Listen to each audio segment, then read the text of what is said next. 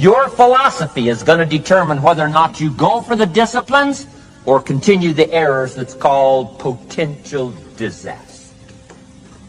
And everybody has it within their power. Well, it was so happy for me to find out at age 25, Mr. Shoaff said, Mr. Rohn, you don't have to change countries. But you do have to change philosophy.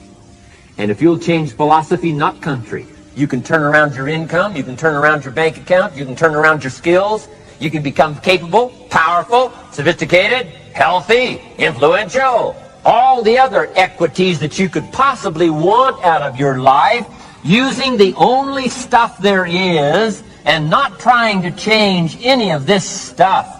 Appreciate all of this stuff with all of its ups and downs, with all of its mystery of why it works and sometimes it doesn't work.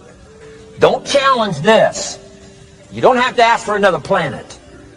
You don't have to ask for another country. Just ask for another book. Ask for another seminar. Ask for another idea. And you can start this whole process of personal life change. Philosophy. To form our philosophy, you got to think. You got to use your mind. You got to process ideas.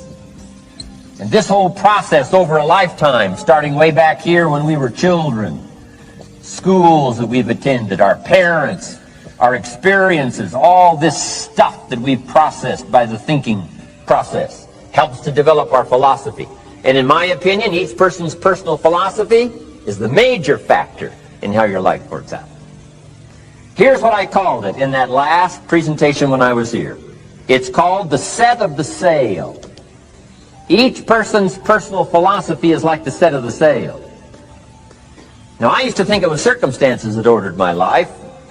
If someone would have asked me at age 25, Mr. Rohn, how come you're not doing well? Pennies in your pocket, creditors calling, nothing in the bank, behind on your promises to your family, you live in America, 25 years old, got a beautiful family, every reason to do well, and things are not going that well for you. What is wrong here? It would not have occurred to me to blame my philosophy. I mean, it would not have occurred to me. Say, well, I got this lousy philosophy, and that's how come I got pennies in my pocket and nothing in the bank, and things aren't working well. That would not have occurred to me. I found it much easier to blame the government. Much easier to blame the tax problem. I used to say taxes are too high. Top tax rate when I first started paying taxes, 91%.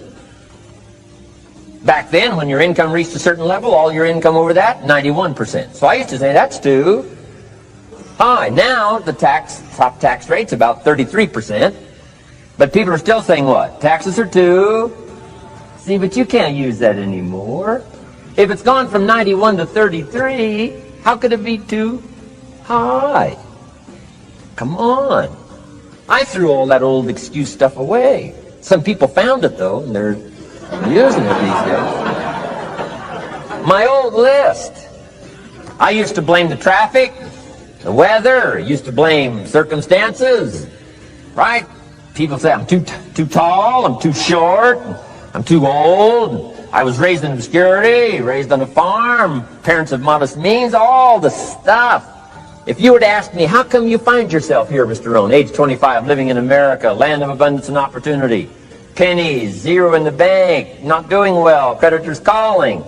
It would not have occurred to me to blame my philosophy. I found it easier to blame the company policy. I used to say, if this is all they pay, how do they expect you to do well? So I figured that, my future was going to be tied to what everybody else was arranging, the economy, and, right, interest rates. I used to say things cost too much. That was my whole explanation, not my philosophy, until my teacher taught me better that this is where the problem was, my own personal philosophy. Here's what's exciting about each person's personal philosophy. That's what makes us different than dogs and animals and birds and cats and spiders and alligators. That's what makes us different than all other life forms. The ability to think, the ability to use your mind, the ability to process ideas, and not just operate by instinct. In the winter, I'm telling you, the goose can only fly south. What if south doesn't look too good? Tough luck. It can only fly south. But see, human beings are not like a goose, can only fly south. I mean, you can turn around, go north, you can go east, you can go west, you can order the entire process of your own life. And we do that by the way we think. We do that by exercising our mind. We do that by processing ideas and come up with a better philosophy, a better strategy for our life, goals for the future, okay? Plans to achieve those goals. All this comes from developing our philosophy. Philosophy helps us to process what's available. Well, when we get here, we got seed, and we got soil, and we got some rain, and we've got some what? Sunshine, and we've got some seasons, and what? The miracle of life. Now, the key is, what do you do with all this stuff? How do you turn all this stuff that's available here into equity and promise and lifestyle and dreams and future possibilities? All of this that's possible now with human beings, how do you take all this stuff and turn it into this equities and values? Well, it starts with philosophy. What is the seed? What is the soil? What is the sunshine? What is the rain? Is it possible to take some of each of all the stuff that's available and turn it into food and turn it into value and turn it into nourishment, and turn it into something spectacular and unique that no other life form can do? And the answer is yes. But you cannot deal with all this stuff and what to do with it unless you start refining your philosophy. Think, use your mind, come up with ideas, and strengthen your philosophy. So the seed and the soil and the rain and the sunshine, this is called, you know, the economy and the banks and the money and the schools and everything that's available out there, processing information, what to do with all that, and turn it into equity and value. That is the major challenge of life, my personal opinion. So each person's personal philosophy now is going to determine what you're going to do with seed and soil and sunshine and rain and miracle, the change of seasons. That's it. My personal opinion. Each person's personal philosophy is like the set of the sail. That's what this seminar is for today. Help you to trim a better sail. You don't need a better economy. You don't need better seed and soil. In fact, when it comes to seed and soil and rain and sunshine and seasons and the miracle of life, that's all you got. Now, what if you blame this stuff? Then you're blaming all you got. If you blame the economy, and you blame the schools, and you blame the teachers, and you blame the sermons and the preachers, and you blame, the marketplace, and you blame the company and company policy, what else is there? When some people get through with their blame list, there isn't nothing else. That's all there is. And if you blame the only thing you've got to work with, I'm telling you, it's called mistake colossal. In not understanding that that's all you've got to work with. And if this is all you've got to work with, then you don't change the seed, and you don't change the soil, and you don't change the rain, and you don't change the sunshine. You don't change the seasons, right? Guy says, I'll take 3 springs, 4 summers, 9 falls, no winters. No, you can't fool with this stuff. You got to take it like it comes. Then what do you change to make your life work well? You got to start with your philosophy. Guess what I had to do at age 25 in order to change my own future? I had to change my mind. I had to change my thinking. I had to change my philosophy. I was messed up on what was causing my problem. And once I got that straightened out, that all the stuff I blamed, the government and taxes and the marketplace and the economy and things cost too much, negative relatives, cynical neighbors, once I got rid of that and started going for where the real problem was, which was me, I'm telling you, my life exploded into change. My bank account changed immediately. My income changed immediately. My whole life took on a whole new look and color immediately. And the early results I got from making these philosophical changes tasted so good, I've never stopped the process from that day until this. And I'm telling you, with a little consideration of the refinement of your sail, by setting a better sail, refining your philosophy, your whole life can start to change from today on. You don't have to wait till tomorrow. You don't have to wait till next month. You don't have to wait till spring. You can start this whole process immediately. I recommend it. Now, some people do so little thinking, they don't even have their sail up. I mean, you can imagine where they're going to wind up at the end of this week, at the end of this month, at the end of this year. Now's the chance to change, process all this information. So number one is philosophy.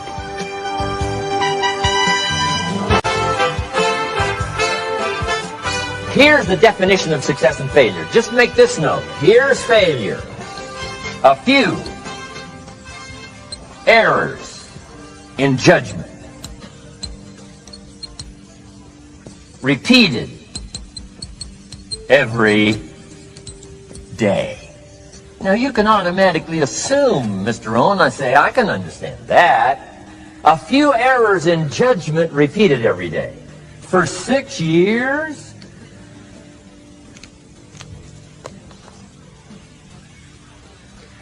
I'm with my father. I think I told this story the last time I was here. My father, 88 years old, he's never been ill, still hasn't retired. Not long ago, midnight, we're getting ready to go to bed. We've drilled a new well, got some extra water, got some more acres going. He's all excited. At midnight, we're getting ready to go to bed. My father's eating what he calls his midnight snack. A little bite to eat before you go to bed. Don't have to go to bed hungry. And I'm watching him eat this midnight snack. Guess what he had? An apple, a few graham crackers, and a glass of grapefruit juice. I said, no wonder my father's so healthy. My mom taught us all those good health practices. Taught me when I'm growing up, right? I'm an only child. I've never been ill. Passed the big 5-0 some time ago. My 2 daughters, 32, 33, never been ill. My grandkids, never been ill. I'm telling you, the legacy lingers on. As I watched my father have this midnight snack, suddenly it occurred to me. I know that's part of it. An apple, what? A day. That's gotten to Dallas-Fort Worth, right? An apple. An apple a day keeps the doctor away. Good question for this intelligent audience. What if that's true? You say, well, Mr. Rohn, if that's true, that would be easy to do. Then what's the problem? It's easy not to do. It's easy not to adopt it as your own personal philosophy. Or the guy messed up to say. Guy says a Hershey bar a day. Say, no. No. You've been watching too much television. It is not Hershey bar. You got to be smarter in philosophy than to fall for the Hershey bar a day when it's an apple a day. You've got to be smarter than that. And if you make that kind of an error in judgment every day for 6 years, I'm telling you, it'll accumulate into disaster.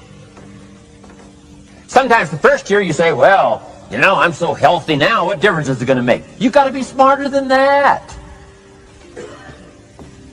Just because disaster doesn't fall on us at the end of the first day doesn't mean disaster isn't coming. You've got to be so smart that you look down the road and say, will the errors in my present judgment of philosophy, what's that going to cost me in 1 year, 6 years, 1 month, 6 months? I'm telling you, the money cost and the health cost and the success cost is too gigantic if you'll look down the road a little ways and say, are there errors in my current judgment like an apple versus a Hershey bar? Is that just a good illustration of some of the rest of my errors in judgment? If it is, that's where I found myself at age 25. I started working when I was 19. I met my teacher who helped turn my life around when I was 25. That's 6 years. At the end of the first 6 years of my economic life, I've got pennies in my pocket. I've got nothing in the bank. The creditors are calling saying, hey, you told us the check was in the mail. I'm embarrassed. I'm behind on my promises. I live in America. I'm 25-year-old American male. I got a nice family, every reason to do well. And I'm messed up. Now, what's messed up? I used to think it was the community that was messed up, and the country was messed up, and the government was messed up. If those Democrats ever get in the White House, that'll really mess things up. If the Republicans stay in power, that'll really mess things up. The economy was messed up. Interest rates are messed up. I thought all this stuff was messed up. Then I found out that's not what was messed up. I was criticizing the only thing I had to work with. What was really messed up was my own personal philosophy. My own errors in judgment in my own personal philosophy brought me in 6 years to pennies in my pocket, nothing in the bank, and trying to explain why I wasn't doing well living in America. A 25-year-old American male, got a family, every reason to do well. Now, once I understood this, here's the formula for failure: errors in judgment, being lax about developing your own personal philosophy. I'm telling you, it's called accumulated disaster. It doesn't matter whether it's your health or your bank account. Guy's got an empty bank account, probably has high cholesterol. Why? Over the last 6 years, he never paid attention to either one. And it doesn't matter whether it's a dollar, or whether it's your money, or whether it's your cholesterol count. All you got to do is commit the errors, and just because disaster doesn't fall on you at the end of the first day that you don't eat an apple. You say, well, I didn't eat an apple today, and tonight I'm not ill. Well, you got to be brighter than that. Someday you got to leave first grade. The reason we make those first grade desks so small so they won't fit at age 25. I mean, right? You don't belong here anymore. Come on. Now let me give you the secret to success. The formula for failure: a few errors in judgment repeated every day for 1 month starts the weakness, starts the disaster process. You can imagine what happens in 6 years.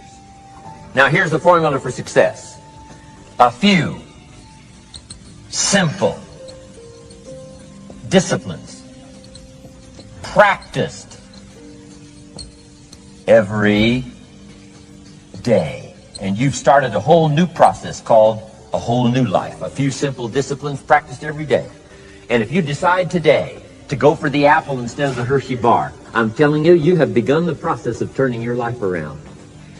And if you keep up that process, not only with your health habits, but with your money habits and with your communication habits, with your sales habits and management habits and every other habit that you've got, if you'll start that process, eliminate the errors and replace it with disciplines practiced, I'm telling you, you can start this process of life change immediately. After today, you don't ever have to be the same again. Only by choice. You don't have to walk out of here the same as you walked in today. Only by choice. You can start a whole new process. And you say, well, Mr. Rohn, is it that simple? Yes, it's that simple. Where else would you start but with an apple? You don't have to start with something staggering. What if you should be walking around the block for your good health and you don't? What'll that do in 6 years? I'm telling you, the word is disaster. You could and you should and you don't. Here's an even stronger word. You won't. I mean, don't might mean you're careless. Won't probably means you're stubborn. And either one's called disaster. Could, should, don't. I'm telling you, that's why at the end of 6 years, I found myself with pennies in my pocket, nothing in the bank, creditors calling. Could, should, won't. Could, should, don't is called disaster. Now, how do you change all that? The next 6 years, I got rich. The next 6 years, I became a millionaire. By the time I'm 31, I'm a millionaire. How about that? You say, well, Mr. Rohn, what happened? Well, strangely enough, during that second 6 years of my economic life, the government was about the same. I'm telling you, taxes were about the same. My negative relatives were the same. I'm telling you, the economy was about the same, and prices were about the same, and everything else was about the same. Circumstances were about the same. Then how come I got rich? How come I totally changed my life? I was not the same. Somebody says, well, what did you go to work on to do all that? I started with my philosophy. I started amending my errors by doing some better thinking, changing my mind, coming up with ideas that I didn't have before I met my teacher. And once that whole process started for me, I'm telling you, I changed my whole life. Within a 6-year period, I was never the same. And I've kept up that process all these years. One of the reasons why I'm here is to continue my craft. I don't want the day to come someday somebody says, you should have heard Jim Rohn 10 years ago when he was really terrific. Guess what I want people to say? I heard him 10 years ago, but you should hear him now. I'm telling you the man works on his craft. I'm telling you the man's done some extra reading. I'm telling you the man doesn't miss a trick. I'm telling you he's worked hard on himself. That's why he's able to deliver like he does. The same thing can happen for you as a teenager. It can happen to you as a mother, as a father, as a business person, as a salesperson, running a business. Doesn't matter. Management, wherever you find yourself. This is the process called personal change. And what I say to start with is start with your own philosophy. Everybody has a need for achievement, to do well, to get somewhere in life, to be better, to achieve. Achievement means moving forward. And in order to move forward, you must be motivated, inspired, ambitious. You must have dreams and goals that create ambition. Good ambition, positive ambition. Now, ambition does not mean being greedy. It does not mean being selfish. It does not mean getting ahead at the expense of others. Ambition is not greed. Ambition is not avarice, an all-consuming desire for wealth. Ambition is not hoping you can win at the expense of others. Do you suppose Judas was ambitious? He ended up with 30 pieces of silver, a fortune in those days. Was Judas successful because he had all that money? No, Judas sold out.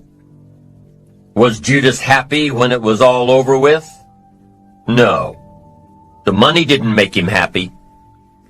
What he did to get the money certainly didn't make him happy. What Judas became in the pursuit of his fortune caused him to end his own life. What drove him was not ambition. Ambition is not greed. Ambition is an eager desire to achieve. An eager desire to get ahead in life, to do more for your family, to prosper in health, wealth, and relationships. Now, desire does not always translate into ambition. Desire is what you want for yourself. A bigger house, a better car, a fatter bank account, a better life. I desire to have these things. Ambition is how you get there. Desire is sometimes healthy. Desire is sometimes unhealthy. Desire might say, I want the tallest building in town. The destructive side of desire might urge you to tear all of the other buildings down. I guess that's one way to do it. You might get away with tearing down the first one and maybe the second one. But in your desire to tear them all down, sooner or later, some guy is going to be standing out in front of his building saying, I'm on to you. Get out of here. And pretty soon you're no longer known as a builder. You're known as a destroyer. Now, the second way to have the tallest building in town is to see it, dream it, and plan it, and put your team on it, work on it. Go through all of the steps to get there. Do it right. Have the ambition to be the owner of the tallest building in town. And go through all of the right steps to get there. If you really want it, and have the skills to do it, and the patience to weather all of the storms, your ambition will lead you there. Having the ambition to do what it takes to get you where you want to go is good. Ambition is creative and constructive. Ambition is an expression. It's something inside of you want to express in a positive way. I'm sure you have dreams of accomplishing great things. Are you ambitious enough to realize these dreams? Are your dreams strong enough to pull you toward your future? Are they vivid enough to see the end result now? Are they worthy of doing until you get there? What are your reasons for creating these dreams? Reasons vary from person to person. I bet if you did a little soul searching, you could come up with a fairly strong list. The list of reasons. Why is it so important to achieve these dreams? What are you trying to express? These reasons for accomplishing great things are different for everybody. There are personal reasons, sometimes uniquely personal reasons. Some people do well for the recognition. Some people do well because of the way it makes them feel. They love the feeling of being a winner. And that is one of the best reasons. Once in a while I hear someone say, if I had $1 million, I'd never work another day in my life. Hey, that's probably why the good Lord sees to it that he doesn't get his million, because he would just quit.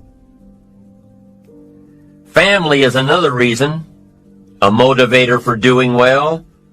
Some people do extremely well because of other people. And that's a powerful reason. Sometimes we will do something for someone else that we would not do for ourselves. I know a lady who was getting back on track from financial disaster. Even though she didn't have much of anything left, her primary motivator was to keep her daughter in private school, an expensive one of the best in the country. Although her goal was to financially surpass where she was before her economic fall, her main reason to work all of those extra hours was to give her little girl the best possible education. As you can well imagine, wanting to do something for someone else led her to all sorts of other accomplishments as well. How fortunate are the people who find themselves greatly affected by someone else? It's powerful. What has you getting up early, hitting it hard all day, and staying up late? What has you inspired? What are your reasons for doing well? What's at the core of your quest? What is the power behind your ambition? To a lot of people, ambition is kind of a mystery. The dictionary says it's an eager desire for distinction, power, or fame. But what does that really mean? Well, let's start with the word eager. All by itself, eager is kind of exciting.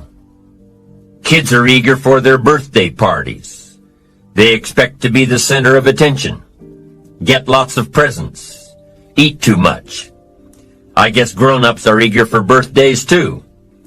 Unless, of course, they're embarrassed that the number of candles on the cake outnumber their achievements. But we can be eager to see a ball game, eager to see our kids in a dance recital, eager to see an old friend, eager to shop for a new car. Eager sounds like a lot of fun. But do you ever hear people say they are eager to live a better life, eager to have a better family, eager to make a lot of money? Probably not. And that's a problem. Because how I see it, living a better life, having a better family, and making a lot of money takes an eager desire. We have the remarkable ability to get exactly what we must have. But there is a difference between wishes and desires. We've all heard people say, "Oh, I wish I could just drop 5 pounds. I want to be a little lighter." And we've probably said it ourselves, especially after a big holiday dinner of turkey and homemade pie. and every other thing we can possibly stuff ourselves with in one 8-hour period of time. And even though we may wish we could breathe a little easier in our clothing, we have to have the desire to exercise a little more and eat a little less. The I wish I could lose weight has to become, I have the eager desire to lose weight. I'm also sure you've heard people talk about wishing they had more money to pay the bills, or take a vacation, or just to take a little pressure off of life. But before their lifestyle can change, their wish needs to become a desire. If they really desired change, they wouldn't spend their evenings just watching TV and wishing they were doing something more. The backbone of an eager desire to change is discipline. True ambition is disciplined, eager desire. It's that little part within us that says, if I want to be ready for that meeting tomorrow, I need to finish preparing for it today. If I want to make sure I can pay for my kids' college education, I need to start saving today. If I want a better life tomorrow, I need to start working on it today. Ambition is a minute-by-minute, day-by-day mentality. To have the ambition to work towards a better family life, a newer car, a bigger house, a financially secure future, you have to live it every moment. If living a successful life was easy, I'm sure more people would be successful. If just being ambitious was enough, I'm sure all of the broke and perplexed people in the world wouldn't be broke and perplexed. While most people spend most of their lives struggling to earn a living, a much smaller number seem to have everything going their way. Instead of just earning a living, the smaller group is busily working at building and enjoying a fortune. Everything just seems to work out for them. And here sits the much larger group, wondering in awe on how life can be so unfair, complicated, and unjust. So what's the major difference between the little group with so much and the larger group with so little? Despite all the factors that affect our lives, like the kind of parents we have, the schools we attended, the part of the country we grew up in, none has as much potential power for doing good as the ability to dream. Dreams are a projection of the kind of life we want to lead. Dreams can drive you. Dreams can make you skip over obstacles. When we allow our dreams to pull us, they unleash a creative force that can overpower everything in our way. To unleash this power, though, your dreams must be well defined. A fuzzy future has little pull power. Well-defined dreams are not fuzzy. Wishes are fuzzy. To really achieve your dreams, to really have your future plans pull you, your dreams must be vivid. If you've ever hiked a 14,000-foot peak in the Rocky Mountains, one thought has surely come to mind. How did the settlers of this country do it? How did they get from the East Coast to the West Coast? By foot. Carrying one day's supply of food and water is hard enough. Can you imagine hauling all of your worldly goods with you? Mile after mile, day after day, month after month? These people had dreams, big ones. They had ambition. They didn't focus on the hardship of getting up the mountain. In their minds, they were already on the other side. Their bodies just hadn't gotten them there yet. Despite all of their pains and struggles, births and deaths along the way, those who made it to the other side had a single vision: to reach the land of continuous sunshine and extraordinary wealth. To start over where anything was possible, where everything was possible. Their dreams were stronger than the obstacles in their way. You've got to be a dreamer. You've got to see the future finished in advance. You've got to see California while you're climbing 14,000-foot peaks. You've got to see the finish line while you're running the race. You've got to hear the cheers when you're in the middle of a monster project. And you've got to be willing to put yourself through the paces of doing the uncomfortable until it becomes comfortable. Because that's how you realize your dreams. Our great country was founded with dreams. They've always been important. Dreams are what caused thousands of people to leave their homes and families and start over in a land where anything was possible. To this day, dreams continue to bring people to our land of opportunity, to a country where you can start with little and end up with a lot. To America.